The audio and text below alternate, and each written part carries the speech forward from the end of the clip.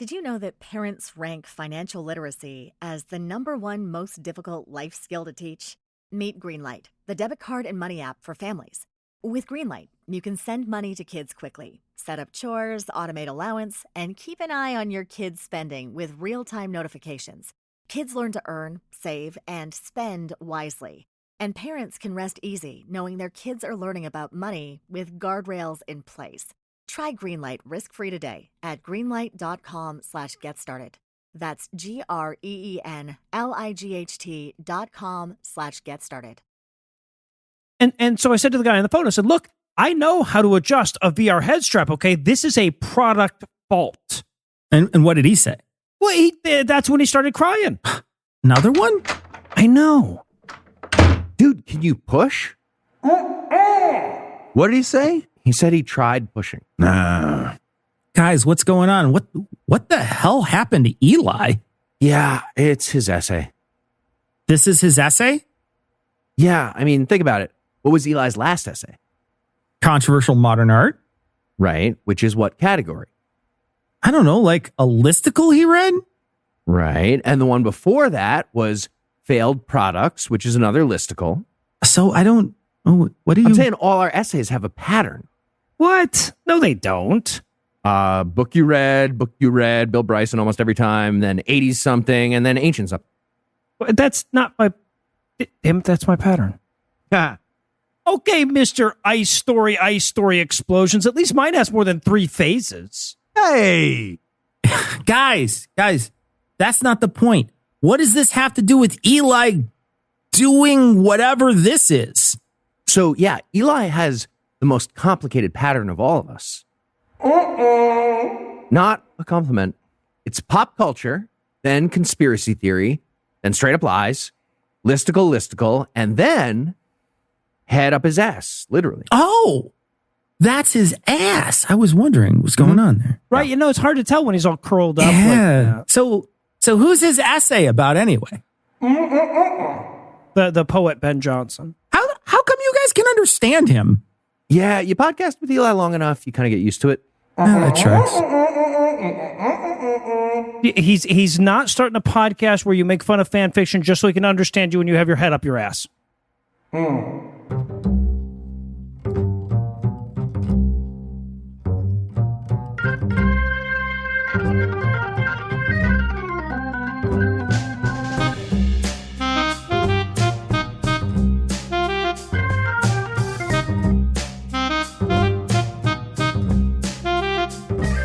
Valorous morrow to thee and welcometh to Citation Did Need, the podcast whither we chooseth a subject, readeth a single article about it on Wikipedia, and pretendeth we're experts, because this is the internet, and yon's how it worketh anon. All right, quite good. That'll be enough of that shit. That's all I did. So Thank good. you. I'm going to be leading this bevy of bars, but I won't be doing it alone. First up, 2 guys who were sure this was going to be about the Canadian sprinter Cecil and Heath. I really did. Yeah, when they said Ben Jonson, I thought someone was calling me a dick in the past tense. And I am going to sadly put away my Carl Lewis life-size action figure. Just give me a minute. And also joining us tonight, a guy who thought this was about the American actor, stuntman, and world champion rodeo cowboy, and a guy who didn't realize how many famous Ben Johnsons there were, Tom and Eli. Well, since I've read through this essay, I'm just going to imagine that this is about something interesting, like an American actor, stuntman, and world champion rodeo cowboy. Holy shit. And as you'll learn tonight, Noah, there's only one Ben Jonson in my heart where it matters. Okay. All right. So before we get going, I want to remind the listeners that we're in it for the money. You know, it's fun to hang out with these guys every week, but I wouldn't do it if I wasn't getting paid for it. Okay. And we can only do that because of our patrons. So thanks to them. And if you'd like to join their ranks, be sure to stick around to the end of the show. And with that out of the way, tell us, Cecil, what person, place, thing, concept, phenomenon, or event will we be talking about today? A different Ben Jonson. A different one. And Eli, you presumably read an article or majored in this in college or something like that. Are you ready to feign expertise once more? Thither and anon, Noah. Thither and anon. So tell us, Eli, who was Ben Jonson? He was a pretty good poet. He was a decent playwright, a quick-minded critic, a gifted eulogist, a spoiled son of money, and he would probably have been the most famous and successful author of his time if he hadn't had the simultaneously wonderful and terrible luck to be a contemporary of the greatest author of all time, William Shakespeare. Okay, citation needed. Not even clear that he wrote everything himself. So Well, I mean, Shakespeare's pretty good, but he's no Agatha Christie. I mean, let's not get carried away. She sold she more wrote her books. whole catalog, to be clear. Wait, 100% sure of that. And I'm not kidding about this second place thing. In his bio on poetryfoundation.org, on Wikipedia, and even in his Encyclopedia Britannica entry, Ben Jonson is listed as, quote, generally regarded as the second most important English dramatist, end quote. Which is like if my tombstone read, here lies Eli Bosnick, who was on a podcast with No Illusions and Heath Enright. Okay, so you want us to change that? Because that's what we're doing. It's too late. It's carved. It's literally carved into stone. So, In the high-stakes world of English dramatists, there's no room for second place. Thank you, Tom. Tom's getting the stakes here. All right. But before we get to Shakespeare, unlike the rest of history, let's spend a second on Ben. First things first, Ben came from money.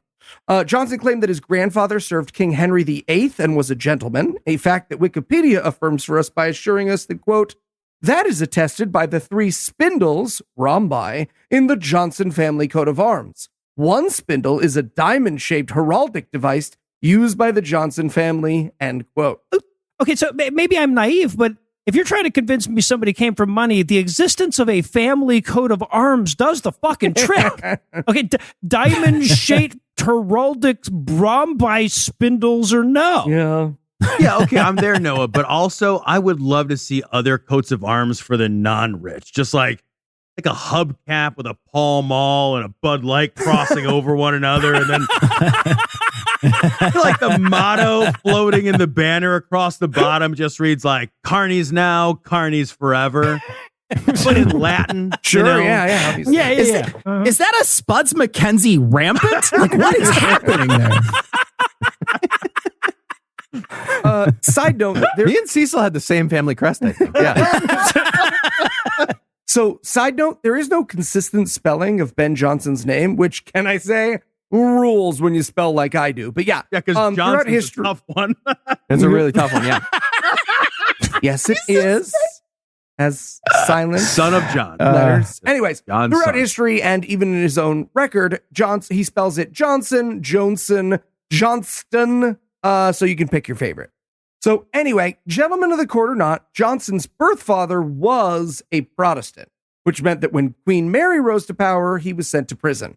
And they took away all his shit. And when he was released, it was as a clergyman. But he died a month before baby Ben was born. That's a dick move. Thank you. Yeah. So I should add here that no historian has ever found like hard evidence of Ben's mother or his father. I'm pretty sure he did have one. That's just what Ben always said, which may or may not be true.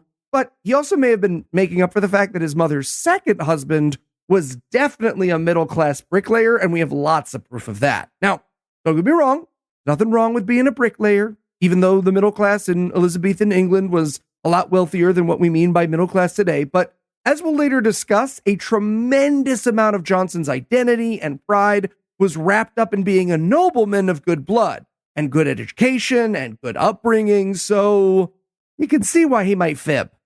Yeah, fun fact, another variation of Johnson or Johnston is actually Santos. It's in a language that he invented. They're the same. And actually, Ben Johnson's mom died in 9/11. So they're just like, Yeah, exactly. He was Very sad. Who's to say?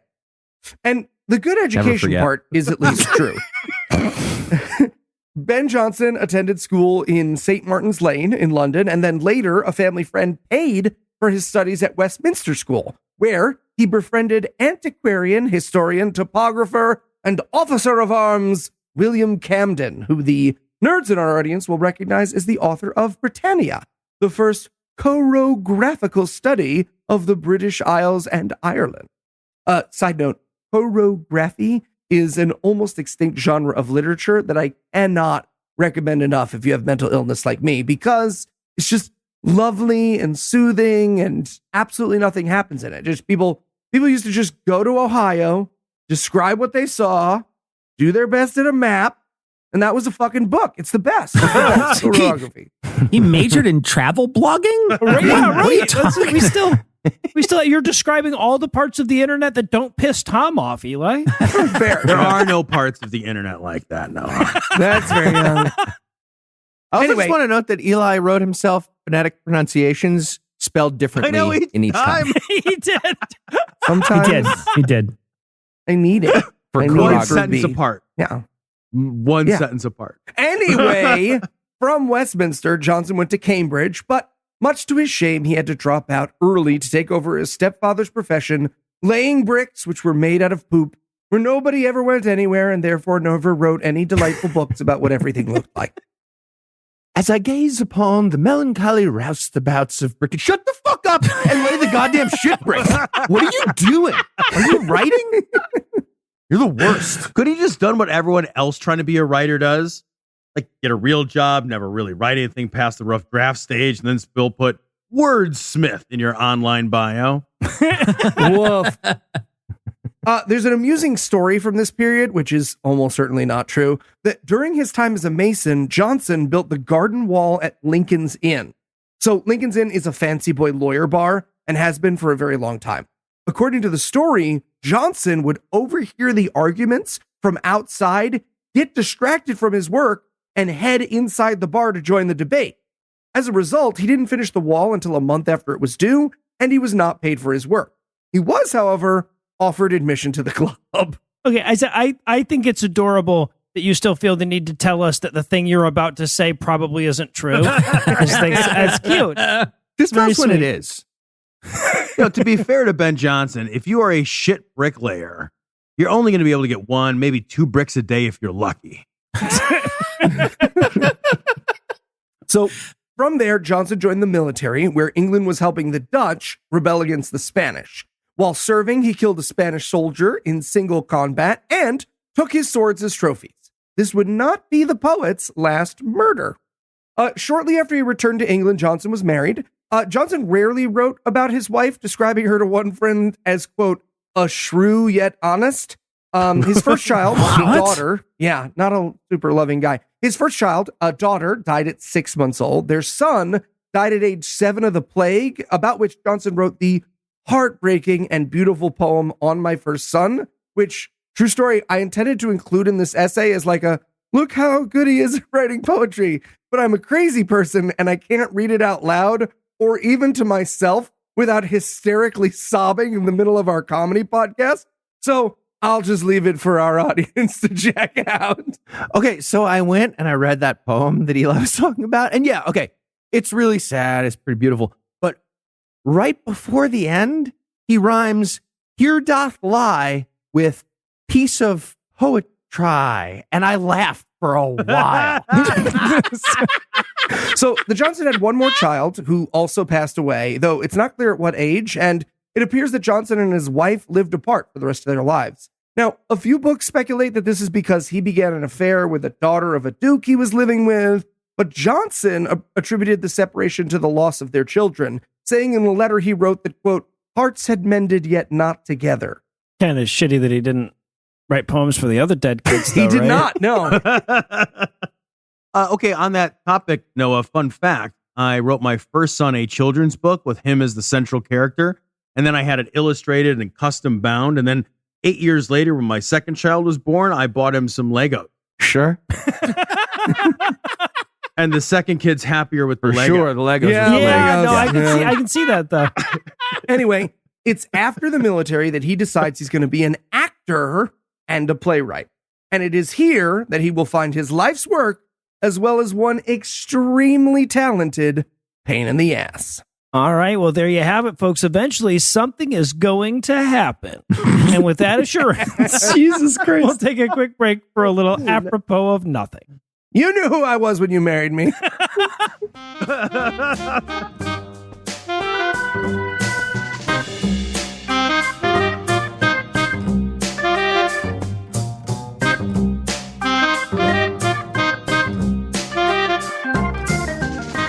Have they been are you here? Yep.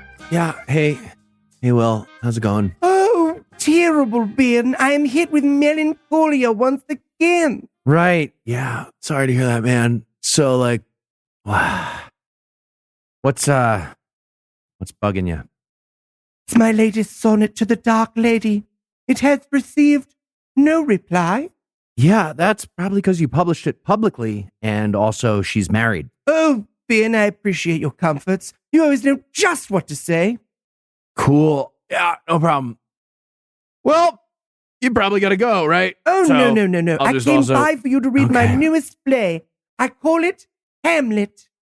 Oh, like after your son? No, my son is called Hamnet. This is Hamlet. Will you read it? Yeah, sure, man. I'll read it. But I actually have a mask coming out this week. So I don't know how much time I'll have, but yeah, I guess Oh, I'll. Ben, read please, it. you must read it and tell me what you think of it. Fine. Yeah, I'll read it. Oh, speaking of the court, did I ever tell you about the time That you described the English court wrong, but they liked your play so much that they did it that way from now on. Yeah, you've mentioned that like a bunch of times. Yes, I love that story. Ben, Mm-hmm. Yeah, Will, what's up? will you say nice things about me if I die?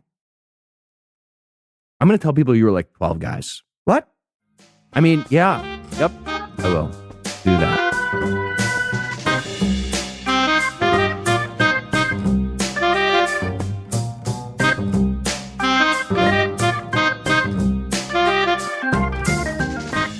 And we're back. When we last left off, a 17th century British guy was. So, Eli, I assume he starts doing historically significant shit at this point.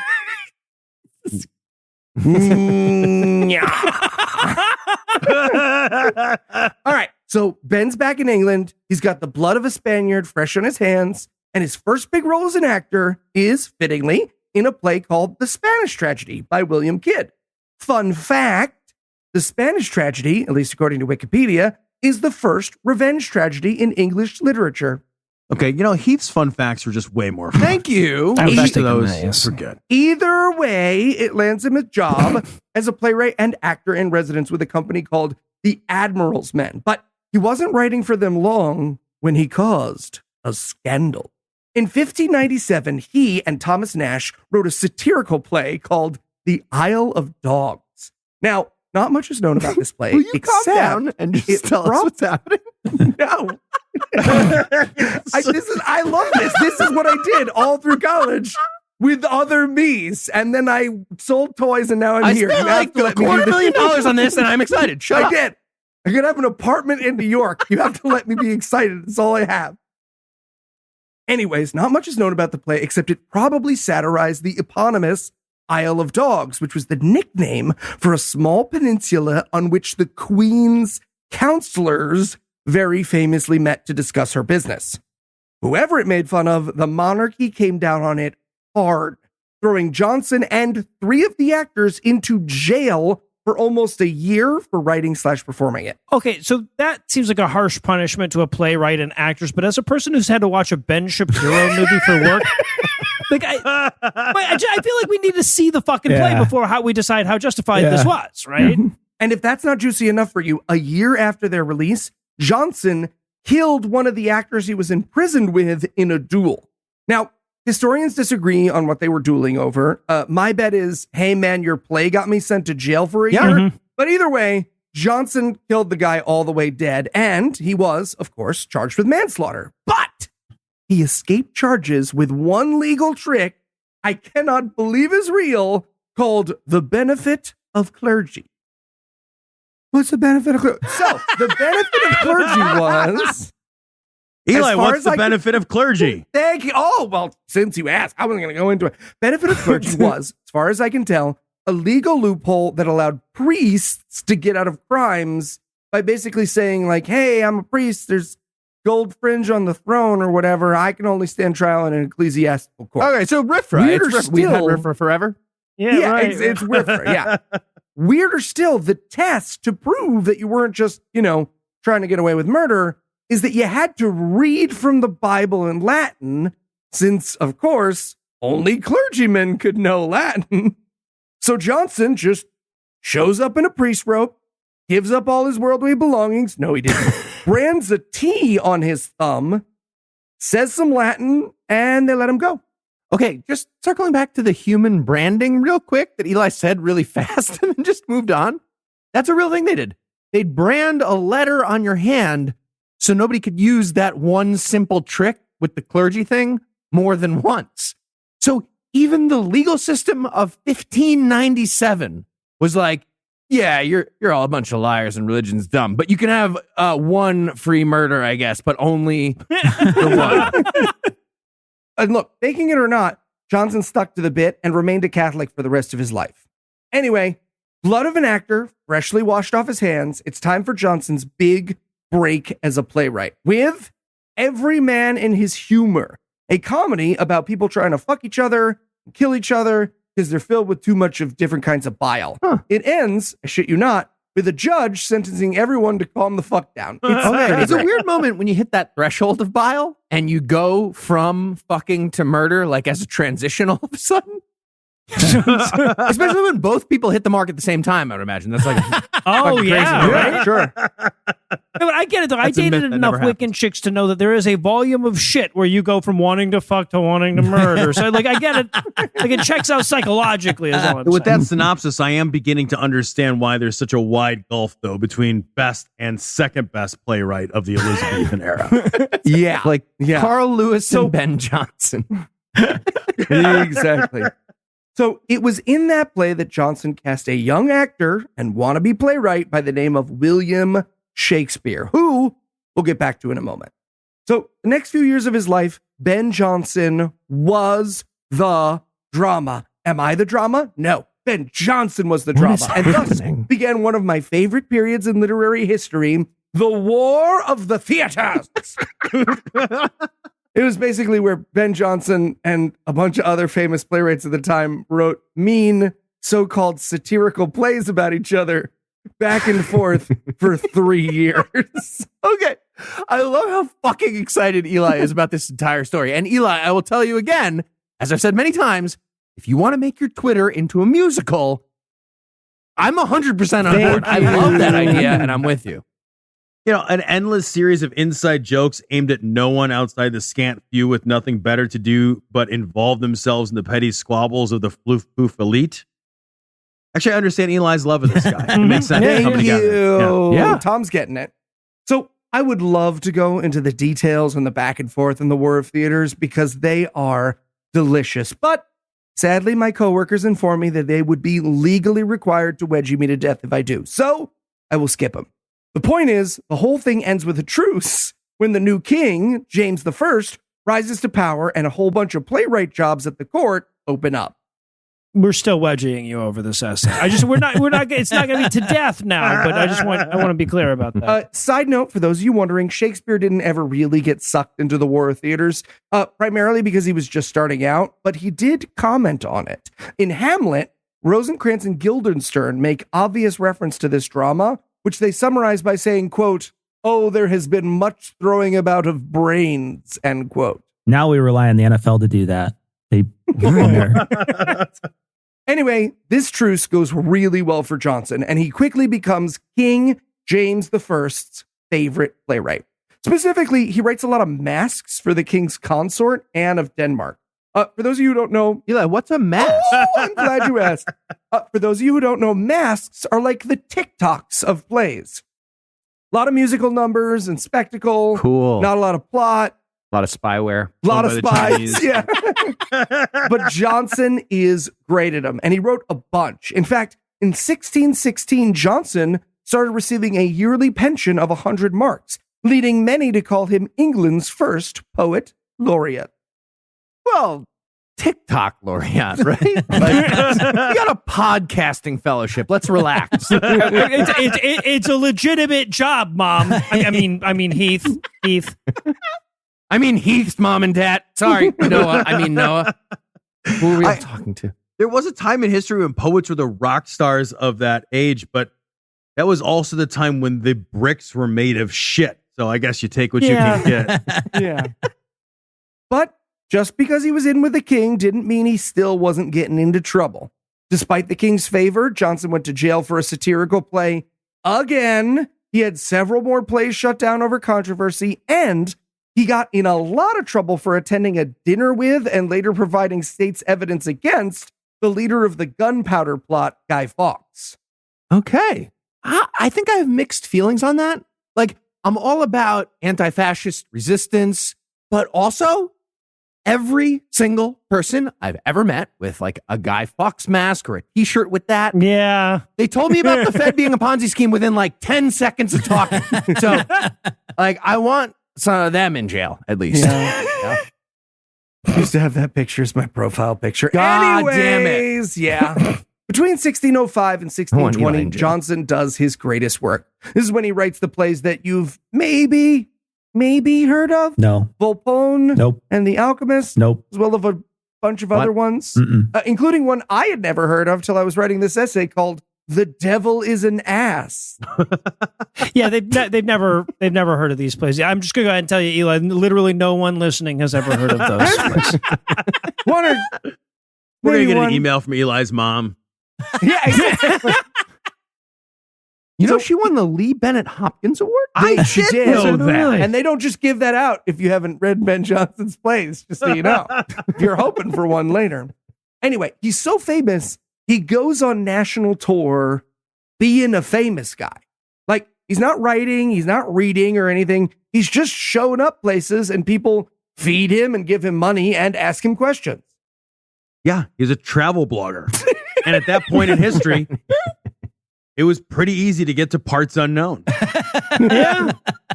So this is also when he cements his reputation here as a bit of a crank, or as his contemporary would put it, quote, a great lover and praiser of himself, a contemner and scorner of others, end quote. And almost nobody made him crankier than a young upstart who he'd given his first goddamn break, William Shakespeare. Now, Who's William Shakespeare? thank you, Heath. Now, look, I'm not here to try to convince you how good Shakespeare was, but I do want to help you see how good Shakespeare was from Ben Jonson's perspective, okay?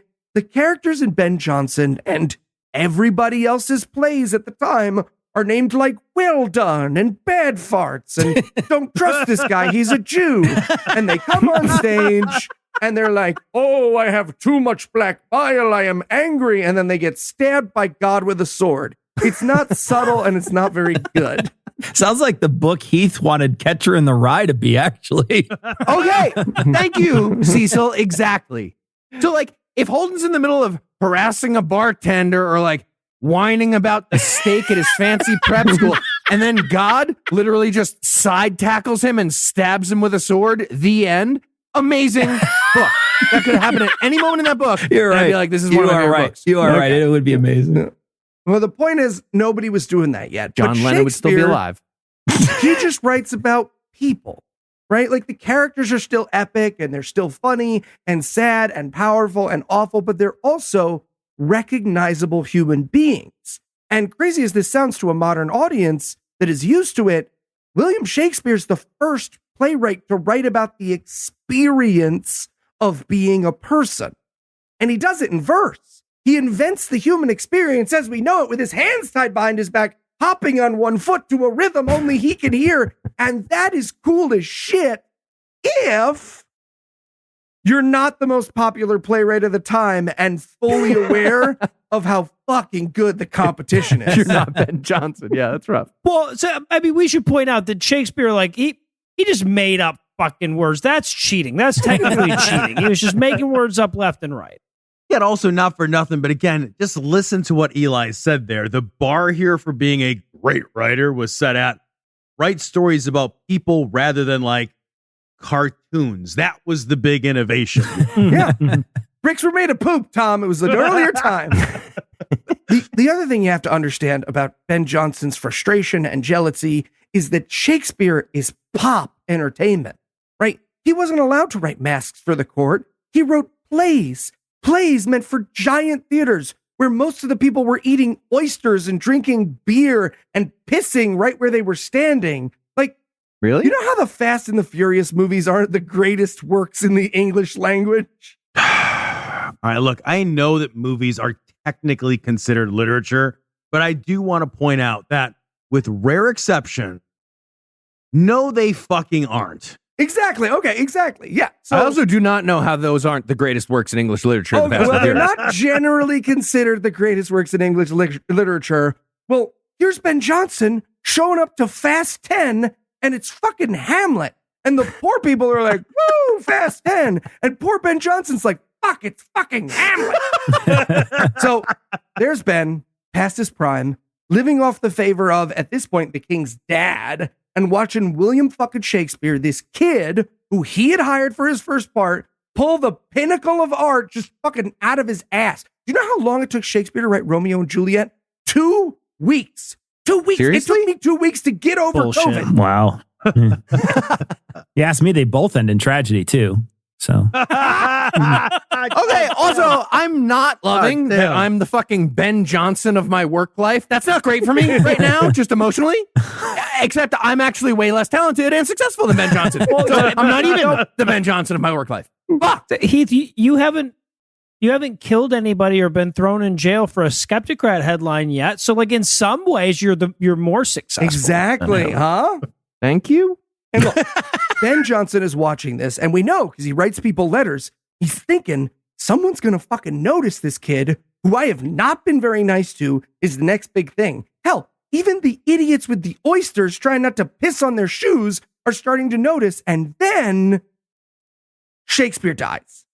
The problem solves itself. Ben's career is saved and the world moves on, or at least it would have if it hadn't been for the heroism of Ben Jonson. See, back then, What's a folio?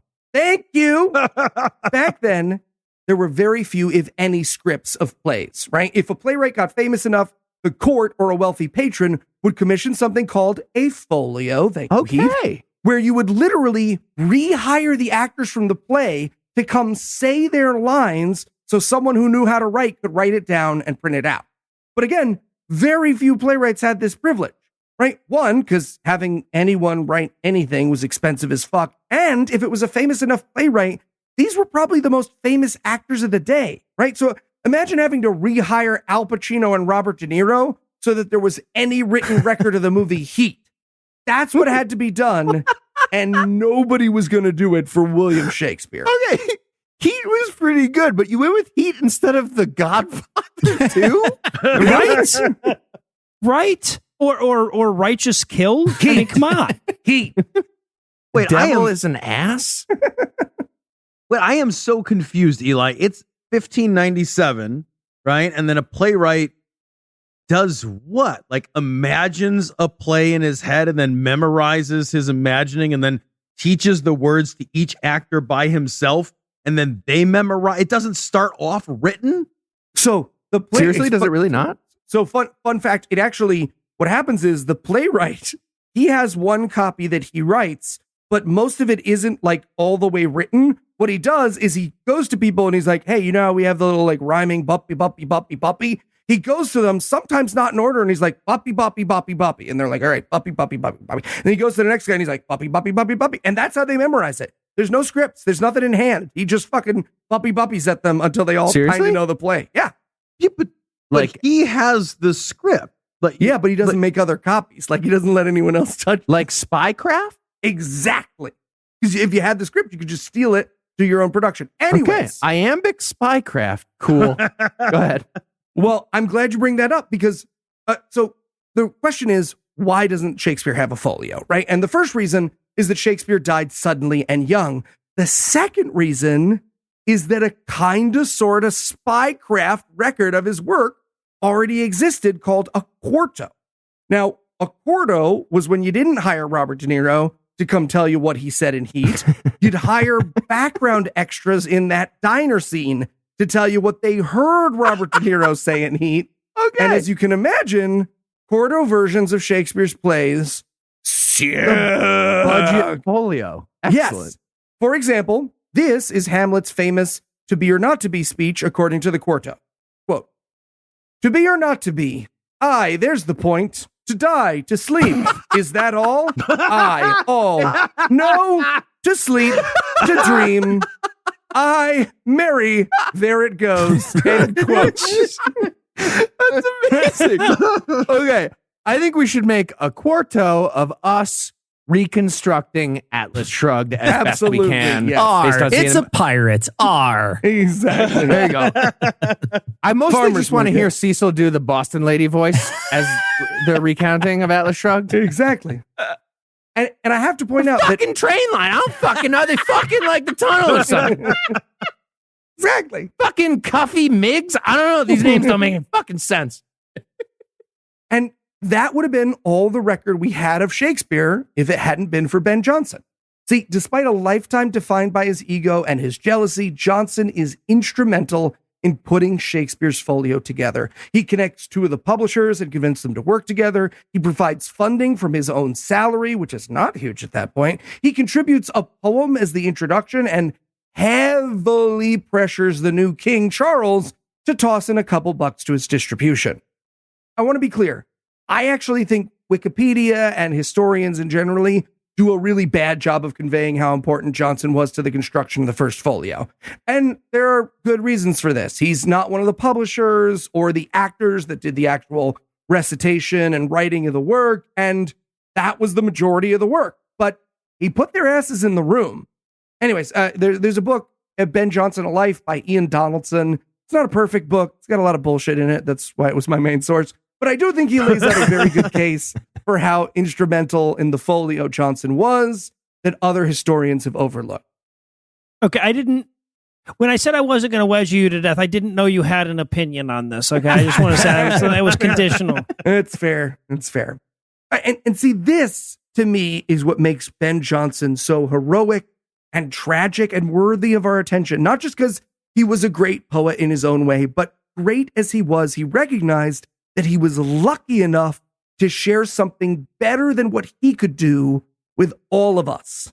And I'm going to leave you, ironically, with a quote from Ben Jonson's most read and best known work, his poem about his friend William Shakespeare that served as the introduction to the folio. Quote, "Triumph, my Britain, thou hast one to show, to whom all scenes of Europe homage owe. He was not of an age, but for all time, and all the muses still were in their prime." Feels like Shakespeare would have nailed that rhyme scheme a little bit better there. But yeah, so if you had to summarize what you learned in one sentence, what would it be? I'm not writing down Noah's shit. You assholes do it. I'm not doing fucking shit. You guys collate it. He did get AABB at least. He didn't do lie and poetry. No, yeah, right. He's done worse. Are you ready for the quiz, Eli? I am prepared. All right, Eli. Which of the following is a true thing about Shakespeare's first folio? A. In 1998, a British guy named Raymond Scott stole one of the 230 known copies in the entire world from the Durham University Library in England. B. He originally just took some other stuff from that library, but the first folio was basically just like sitting out in a gas station DVD rack in the middle of the library. So he went back a few minutes later and took that first folio too. C. He sat on the book for years, but then he saw that another copy sold for about $3 million. So he tried to sell his stolen copy in 2010, despite every single known folio being meticulously detailed and tracked for centuries. They have it like down to the millimeter of width and length and every little note and difference, making it the single dumbest book you could possibly steal despite that huge price tag. D, he tried to hide the identity of the stolen Durham University copy by tearing out a few pages like an asshole. Yeah. Wow. Yep. E, when he took it to get appraised in Washington, D.C., all the experts, like within seconds, were like, yeah, this is a stolen Durham folio with 3 pages torn out. It's very obvious that's exactly the one it is. F, when questioned by police, he made up a story that he just flew in from Cuba, where his friend, who was Fidel Castro's bodyguard, named Danny. Danny, the fucking bodyguard of Fidel Castro, had inherited the folio and gave it to Raymond Well, it was Scott. nice of him. G, the police were like, "You're obviously lying. You flew in from Heathrow. We can check on that. You're dumb." Or H, Raymond Scott died in jail. H. Raymond Scott died in jail, where he deserved to be forever. I would bring him back die to life. in jail. It was actually all of the Yeah, it above. kind of has to be that. But Also H. So, also Eli, H. Yeah. we know Shakespeare was a horrible racist. Which of his plays had to have a change in title so it could be performed for future audiences? A, The Jewish Merchant's a Menace. B, As You Like It. C, Fantastic. A Midsummer White Supreme. Or D, that one actually works. Midsummer white rhymes with night, and then supreme Yeah, is dream. Okay, forget it. Whatever. It didn't hit. Whatever. We're moving on. D, The Blaming of the Jew. Oh, I got to go with all of the above. Oh, you are correct. Horrible racist. Yay. All right, Eli. This question's a little left field. When the big bad wolf shows up to huff and puff and blow your house down, what should you hope that your house is made of? A, straw. B, sticks. C, shit. Actual shit. It's a brick shit house. I don't really see what that has to do with the essay, but see, shit, is it shit? You guys, shit. It is in fact. No, wait. Yeah, no, it is. Or see, like, It is because he's going to win. It's shit. It is shit. Eli wins. All right. Eli wins. Once again, Eli, you are the winner, and you get to decide who next week's essayist is. I want Noah to write an essay. All right, fine. So for Tom, Heath, Eli, and Cecil, I'm Noah. Thanking you for hanging out with us today. We're going to be back next week. By then, I'll be an expert on something else. Between now and then, you can check out Tom and Eli on Dear Old Dads, and you can listen to me, Heath, and Eli watch really bad movies at God Awful Movies. We also do other shit, too, so check the website and shit. If you'd like to help keep this show going, you can make a per-episode donation at patreon.com/citationpod or leave us a 5-star review everywhere you can. And if you'd like to get in touch with us, check out past episodes, connect with us on social media, or check the show notes. Be sure to check out citationpod.com. Oh, and then there was The Tempest. That one was hard to write. It took me nearly a month. Yeah. Volpone took me like 4 years. What's a Volpone? It's not important. Don't worry about it. Did you know that parents rank financial literacy as the #1 most difficult life skill to teach? Meet Greenlight, the debit card and money app for families. With Greenlight, you can send money to kids quickly, set up chores, automate allowance, and keep an eye on your kids' spending with real-time notifications. Kids learn to earn, save, and spend wisely. And parents can rest easy knowing their kids are learning about money with guardrails in place. Try Greenlight risk-free today at greenlight.com/getstarted. That's GREENLIGHT.com/getstarted.